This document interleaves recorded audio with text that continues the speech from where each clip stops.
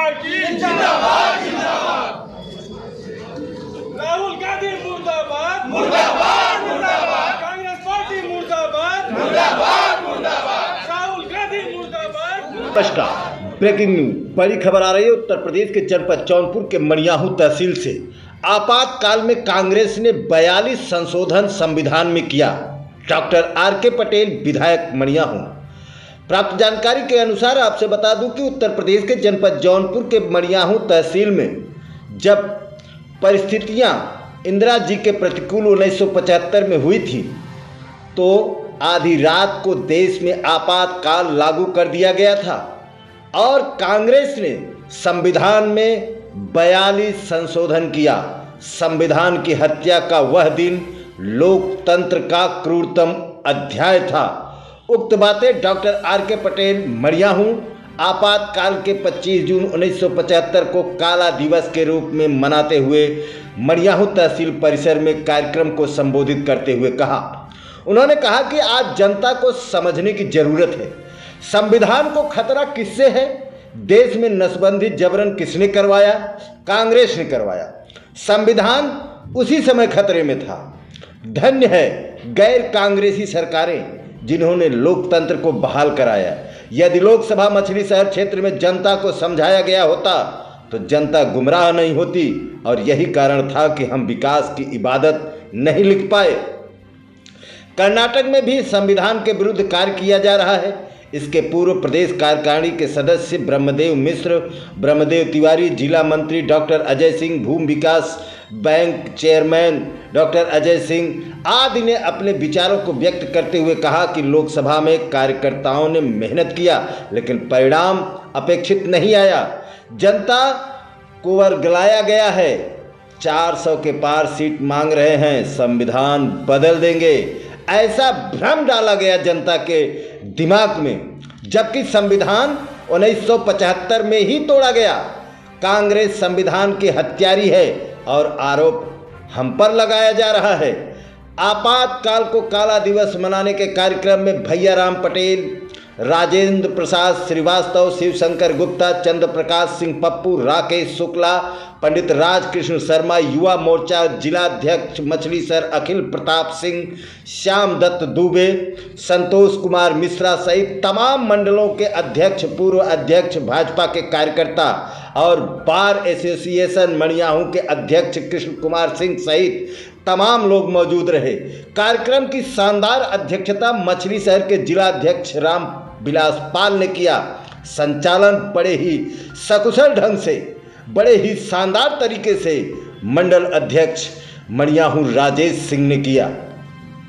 और ये इस देश के लिए मैं समझता हूं कि सबसे बड़ी त्रासदी थी और तानाशाही का इसको हम चरम। जो भी व्यक्ति राजनीतिक रूप से, जो राजनीतिक दल विरोधी होता है, निश्चित तौर पर वो विरोधी दल है, वो अपना विरोध व्यक्त करने के लिए आपके सामने हर प्रकार की बात करेगा। विरोधी दल को गिरफ्तार कराना, विरोधी दल के नेताओं को गिरफ्तार कराना, वो उनका नैतिक कर्तव्य हो गया था। लेकिन उस समय जिस भी व्यक्ति ने, चाहे वो समाज सेवी रहा हो, चाहे वो समाज में किसी क्षेत्र में काम कर रहा हो, अगर उसने इमरजेंसी का विरोध किया तो प्रशासनिक अमला उसको तुरंत गिरफ्तार करता था और जेल में डालता था। ये एक जो सबसे बड़ी दुर्व्यवस्था थी, जो सबसे बड़ी चीज थी, प्रशासनिक अमला। आज जो शासन में राजनीतिक दल हुआ करता है, लेकिन शासन करता है सही प्रशासनिक अधिकारी। और उस समय का प्रशासनिक अधिकारी जिसने भी कहीं सुना ये इंदिरा गांधी के खिलाफ बोल रहा है या कांग्रेस के खिलाफ बोल रहा है, ऐसे सभी व्यक्तियों को उठा करके जेलों में डाला गया। यहाँ थाना है, सामने है, इसी मणियाहू में बहुत लोग जेल गए थे। संघर्ष महापुरुषों ने किया है, ऐसी महान आत्माओं ने जिन्होंने वीर सावरकर जैसे लोग जो कि 7 फुट की कोठरी में रह करके गंभीर याद रह करके वही नित्य करते थे, भोजन करते थे, वो सजाएं थी। लेकिन कांग्रेस की सरकार तानाशाही, प्रधानमंत्री श्रीमती इंदिरा गांधी जी 1971 में चुनाव लड़ी और उस चुनाव में उन्होंने सरकारी मशीनरी का घोर उपयोग किया। Mister R K. धवन केंद्रीय सचिव थे, रायबरेली में डेरा डाले हुए थे और उसका प्रमाण राजाराम जी चुनाव हारने के बाद इलाहाबाद उच्च न्यायालय में दाखिल किए। फलस्वरूप 12 जून 1975 को उनका चुनाव निरस्त हो गया।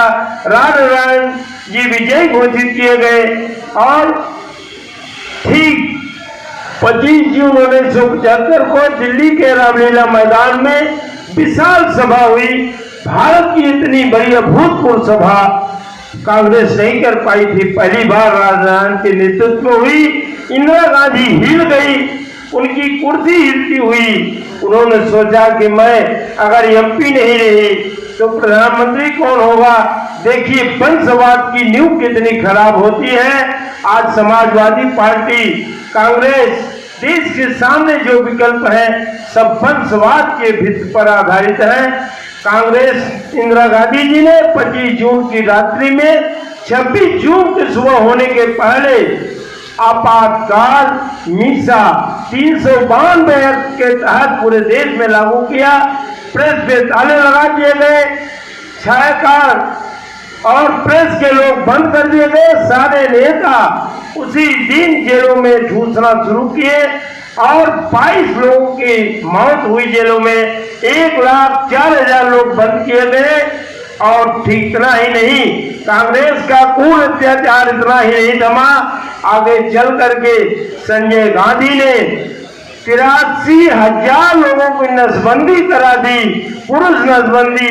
और ऐसे असहाय हिंदू भाई जो रास्ते में राहगीर के रूप में चलते थे, रोक करके उनको अस्पतालों में जबरदस्ती पुलिस प्रशासन के द्वारा आदेश करके नसबंदी कराई जाती थी। यह निर्मम इतिहास आज भारत कहाँ पुरसा है। जो लोग उस जमाने को देखे हैं, जो हम लोग उसको पढ़ते हैं, बंधुओं ने बात नहीं थमा। कांग्रेस की क्रूरता इतने नहीं, राजाराम जी को ऐसा खाना दिया जाता था, जेल का भोजन था, उनकी किडनी खराब हो गई। अंत में कांग्रेस के खिलाफ पूरे देश के लोग, जहां भी लोग बोलते थे बस में, रेल में कि इंदिरा जी बहुत गलत कर रही हैं, वो अभी जेल में ठूस दिए जाते थे। बंधुओं, जेलें भर गई, पूरे देश में आवाज उठ गई कि अब यह जुल्म सहा नहीं जा रहा है। कांग्रेस के लोग नारे लगाते थे, Indira is India, India is Indira, माने भारत इंदिरा से है, इंदिरा ही भारत का नाम है। बंधुओं, यह तानाशाही जो हिटलर किया करता था वह भारत में कांग्रेस ने किया। जानना जरूरी है कि कांग्रेस की सोच कभी लोकतंत्र में रही नहीं, कभी संविधान में रही नहीं। उनका एक ही मकसद था, हमें सत्ता पे कैसे काबिज रहना है। ये शुरू से ही आ रहा है। जब प्रधानमंत्री नेहरू जी देश के प्रथम प्रधानमंत्री बने थे तो वो हमारे देश में अलोकतांत्रिक तरीके से चुने गए पहले प्रधानमंत्री थे। ये हमारे लोकतंत्र का पहला सबसे गलत अध्याय लिखा गया था जब नेहरू जी को सभी की इच्छा के विरुद्ध देश में प्रधानमंत्री के रूप में सौंपा गया था। तभी से कांग्रेस की ये सोच पनपी थी और इंदिरा जी के प्रतिकूल जब परिस्थितियां हुई तो इन्होंने, जैसा कि सभी वक्ताओं ने जिक्र किया, कि इन्होंने बिना मंत्रिमंडल की सलाह लिए रात में ही जबरदस्ती साइन करा करके आपातकाल को तोड़ दिया और तमाम संशोधनों की चर्चा हुई। 38 से लेकर 42 संशोधन किए गए। उसमें तो ये था कि जो प्रधानमंत्री और राष्ट्रपति एक बार बन जाए उसके पहले के सारे अपराध और बाद के सारे अपराध में पता लग जाता था। और हम जैसे विधायक भी इम्यून थे, हमें अदालतें सजा नहीं दे सकती थी। हम कोई भी अपराध कर लें, कोई भी दुराचार कर लें, उसके लिए हम इम्यून थे। तो हम बधाई देंगे अन्य सरकारों को जो कि गैर कांग्रेसी सरकारें थी, जिन्होंने लोकतंत्र की बहाली की। और आज के परिप्रेक्ष्य में अगर कोई विधायक और सांसद 2 साल की सजा पाता है तो उसकी सदस्यता जो है गायब हो जाती है। लेकिन ये आपातकाल की देन थी कि सारे प्रकृतियों को संविधान में संशोधनों के माध्यम से इंदिरा जी ने सबको संरक्षित किया था और अपने प्रधानमंत्रित्व के काल को भी संरक्षित किया था।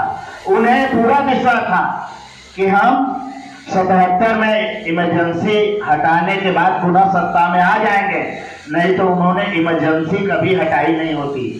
जब हम लोग चुनाव प्रचार में थे, तमाम चीजें सुनने में आती थी कि संविधान बदला जाएगा, आरक्षण बदला जाएगा। बहुत सारे चुनाव हारने के बाद हम लोग बहुत सारे मरीजों से हमने चर्चा की। कभी कोई उल्टी टेबल पर लेकर रखा है, हमने ऐसे सोचा क्यों भैया तुमने हमें हरा क्यों दिया? कहा साहब संविधानवा रहे तब ना आगे बढ़ जाओ। तो हमें ये बताने की जरूरत है कि संविधान को खतरा किससे है। आप उदाहरण के तौर पे लें तो इमरजेंसी को छोड़ दें। देश में 1951 का पहला चुनाव था, जो चुनाव के बीच में 1 या 2 चरण हो जाने के बाद चुनाव 3 हफ्ते के लिए स्थगित हुआ था। एक असाधारण परिस्थिति नहीं थी। प्रधानमंत्री राजीव गांधी की हत्या हुई थी, देश में भक्तों की हत्या होती है, चुनाव कभी स्थगित नहीं होता।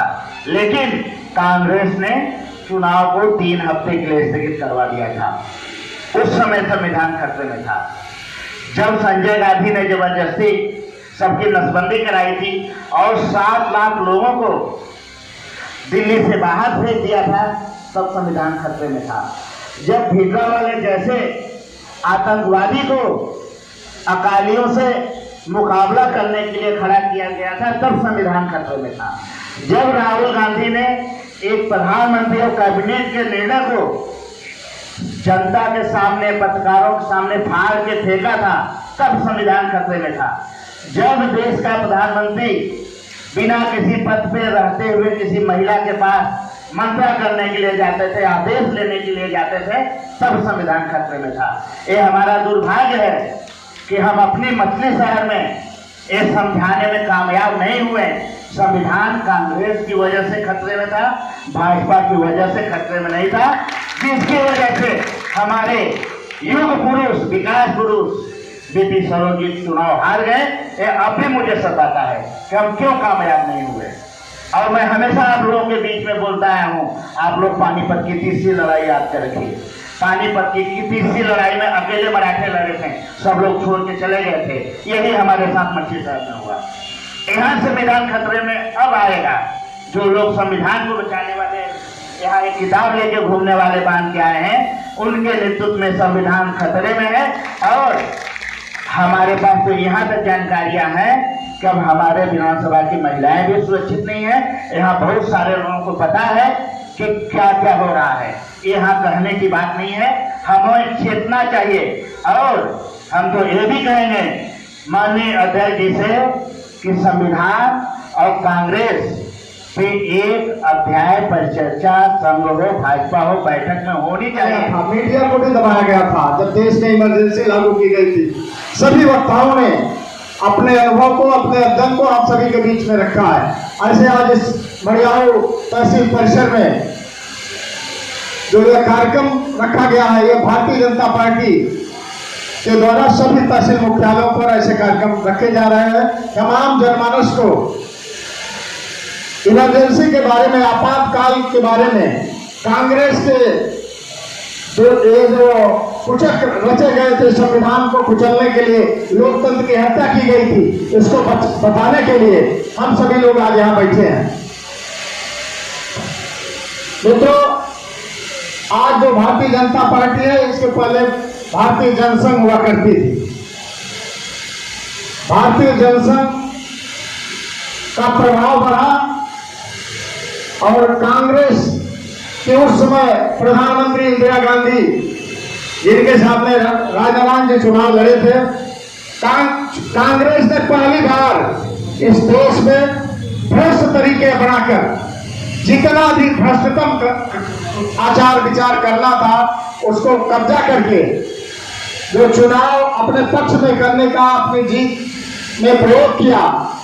राजाराम जी हाईकोर्ट गए और इंदिरा गांधी का चुनाव, पूरी नौकरशाही चुनाव में संलिप्त पाई गई, अवैध तरीके अपनाए गए, धन बांटे गए।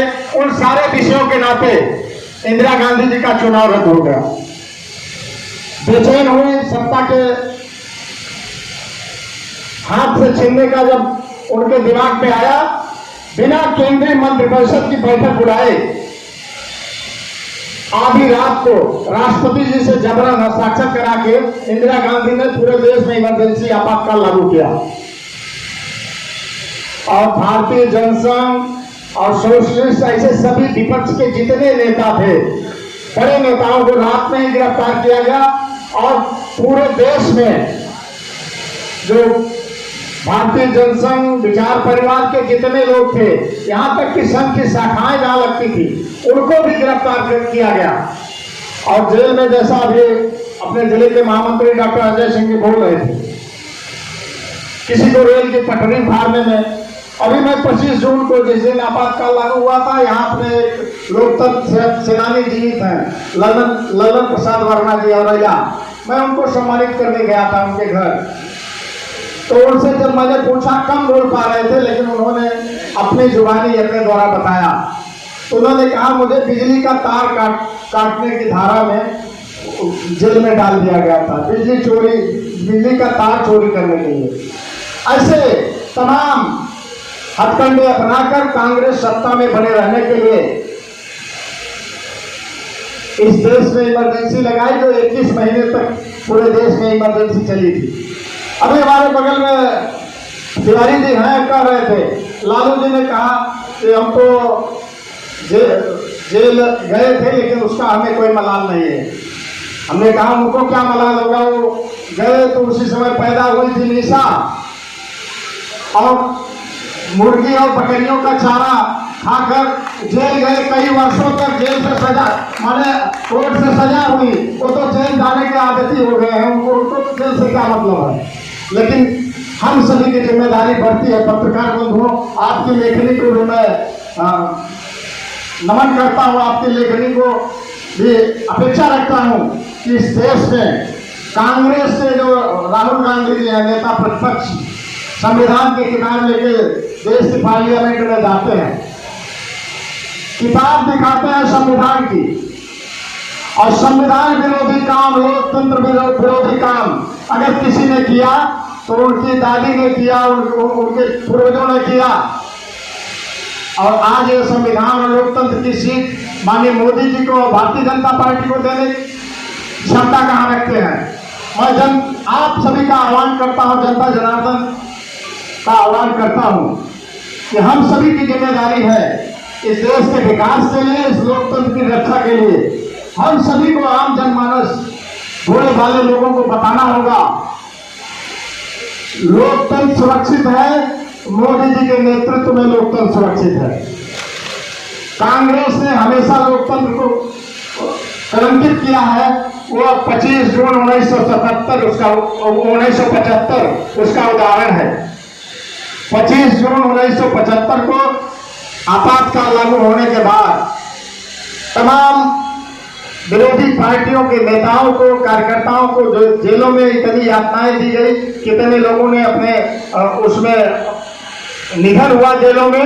इन सारी परिस्थितियों के बाद जब 1970 में इंदिरा जी को आभास हुआ कि अब लोकतंत्र में हम सफल हो जाएंगे, चुनाव में हम सफल हो जाएंगे, लेकिन सारे देश के विपक्षी दल एक मंच पर आ गए और इंदिरा गांधी की पूरी तरह पराजय हुई और जनता पार्टी के रूप में पूरे देश में सरकार बनी, मोरारजी देसाई प्रधानमंत्री बने। भारतीय जनसंघ का भी विलय हो गया।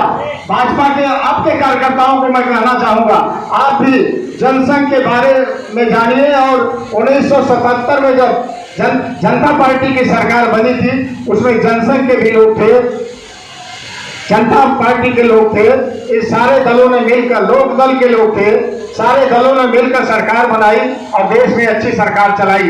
पहली बार देश में एक गठबंधन की सरकार बनी। और जब 80 में हमारी ये भारतीय जनता पार्टी एक कमल निशान 80 में आया है, जब वो सरकार गिरी है दोहरी सदस्यता को लेकर। इसके बाद भारतीय जनता पार्टी, जिसके प्रथम अध्यक्ष अपने श्रद्धेय भारत रत्न अटल बिहारी वाजपेयी जी बने थे, तब से भारतीय जनता पार्टी आई। तो मैं हम यहाँ उपस्थित सभी लोगों का आह्वान करना चाहूंगा कि हम सभी को ये जो कुचक्र चल रहा है इंडी गठबंधन के लोगों का, जो संविधान की किताब पढ़ते नहीं, सिर्फ उसको दिखाकर भ्रामक प्रचार करके पूरे हिंदुस्तान में अनर्गल आरोप लगाते हैं भाजपा और एनडीए के घटक दलों के ऊपर। माननीय विधायक जी ने बहुत विस्तार से उस विषय को रख दिया है, हमारे पूर्व के सभी वक्ताओं ने रख दिया है। मित्रों, संविधान तो तब खतरे में है जहां कर्नाटक में कांग्रेस की सरकार है और लोकतंत्र में आरक्षण, ओबीसी का आरक्षण, पिछड़ों का आरक्षण, अल्पसंख्यकों को दे दिया जा रहा है सिर्फ वोट की राजनीति, वोट के तुष्टीकरण के लिए कि मुस्लिम वोट मिले, उसके नाते ये आरक्षण, ओबीसी का आरक्षण मुस्लिमों को दे दिया जा रहा है कांग्रेस के द्वारा। यह बताने की जरूरत है। अगर कोई लोकतंत्र पर हमला कर रहा है, संविधान बदल रहा है, तो कांग्रेस के लोग बदल रहे हैं। इसको लेकर हम सभी को जनता के बीच में जाना चाहिए। मैं मीडिया के सभी सम्मानित बंधुओं से आग्रह करूंगा कि आपके ऊपर भी, मीडिया के ऊपर भी, चौथे स्तंभ के ऊपर आधी रात को लाइट काट दी गई प्रेसों की। 25 जून 1975 को सुबह पेपर नहीं छपा था, कोई पेपर नहीं निकला कि देश में, तब इतना मोबाइल वगैरह तो कुछ था नहीं, सिर्फ समाचार के माध्यम ही थे जो जनता के बीच जाते थे। पूरे देश में समाचार पत्रों पर, समाचार के प्रेस पर भी कांग्रेस के लोगों ने हमला किया, पूरी मीडिया को तहस-नहस कर दिया गया। इसकी हम निंदा करते हैं। ऐसे कांग्रेस के ऐसे नेताओं, कांग्रेस की ऐसी नीतियों का हम पुरजोर विरोध करते हैं, उसकी निंदा करते हैं। और आज इस मरियाऊ तहसील में जो आपातकाल के इस काला दिवस के अवसर पर आप सभी लोग अल्पकालीन सूचना पर यहाँ उपस्थित हुए, सभी उपस्थित अपने कार्यकर्ताओं, समर्थकों, अधिवक्ता बंधुओं, सभी श्रोता बंधुओं का हृदय से आभार व्यक्त करते हुए मीडिया के सभी सम्मानित साथियों के प्रति अपना सम्मान व्यक्त करते हुए अपनी बात हमें पूरी करते हैं। हमारे साथ बोलेंगे भारत माता की, भारत माता की। लोकतंत्र का हत्यारा कौन? लोकतंत्र का हत्यारा कौन? बहुत बहुत धन्यवाद। कार्यक्रम समापन की घोषणा करते हैं। भारत माता की जय।